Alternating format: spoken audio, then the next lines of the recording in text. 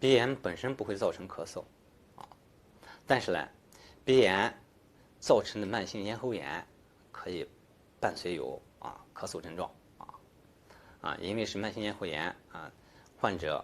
咽部的黏膜可能会出现炎症性的一些刺激，可能出现干燥、不适等症状，患者可能不自觉的清嗓、咳嗽这是一个方面。再一个呢，对一些慢性鼻炎的患者而言他的鼻黏膜的显毛功能是受到一定程度的影响，因此呢可能会出现鼻涕倒流等一些现象。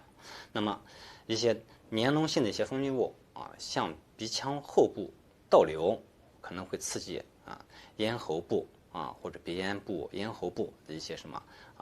咳嗽感受器从而引起什么阵发性的咳嗽。因此呢，慢性鼻炎本身不会直接造成咳嗽。